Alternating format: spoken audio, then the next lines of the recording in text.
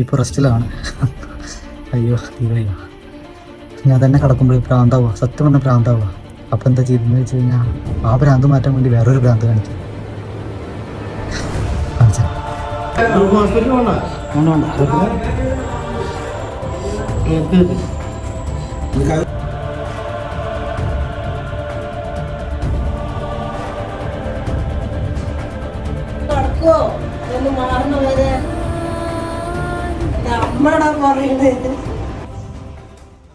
അതെ, അമ്മ പറഞ്ഞാൽ കേൾക്കണം. ചെന്നൈയിൽ നിന്ന് നാട്ടിലേക്ക് ലീവിന് വന്നത് മാത്രമേ എനിക്ക് ഓർമ്മയുള്ളൂ. രാത്രി 11:30 ഒരു കോൾ, 12 to 1. ടർഫ് എടുത്തിട്ടുണ്ട്, വേഗം വാട്ടോ. ഈ ഫുട്ബോൾ കളിക്കാർക്ക് മാത്രം ഉണ്ടാകുന്ന ഒരു അൺലക്കി ആയിട്ടൊരു മൊമെന്റ് ഉണ്ട്, ഈ ആംഗിൾ ഇഞ്ചുറിയും ലിഗമെന്റ് ഇഞ്ചുറിയും. അതെ, അതിലൊരെണ്ണം എനിക്കും കിട്ടി. ഒന്നെണിച്ച് നടക്കാനോ ഓടാനോ ചാടാനോ ഒന്നിനും സാധിക്കില്ല. സ്വന്തമായി ഒന്ന് ബാത്റൂമിൽ പോകാനും കൂടി ഒരാളുടെ ഹെൽപ്പ് വേണം. ഇത് കണ്ടിട്ട് പ്രത്യേകിച്ച് എനിക്കൊന്നും തോന്നുന്നില്ല. ഡോക്ടർ എന്തോ ആംഗിൾ വലിഞ്ഞെന്ന് മാത്രമേ പറഞ്ഞുള്ളൂ. ഒരു പ്രോപ്പർ ബെഡ് റെസ്റ്റ്, ഒരു 2.5 മാസത്തേക്ക് കാല് കുത്താൻ പാടില്ല, കുത്തിയ പ്ലാസ്റ്റർ ഇടാം. അപ്പൊ നമുക്ക് എന്ത് ചെയ്യാം? 2-3 ദിവസമൊക്കെ ഞാൻ പിടിച്ചിരിക്കില്ല, കടന്നുകൊണ്ടേയിരുന്നു. അപ്പോഴാണ് വീട്ടിലേക്ക് വന്നൊരു കൈനോട്ടക്കാരി എന്നോട് പറഞ്ഞത്, ഉനക്ക് നല്ല കാലം വരപ്പോകുതേന്ന്.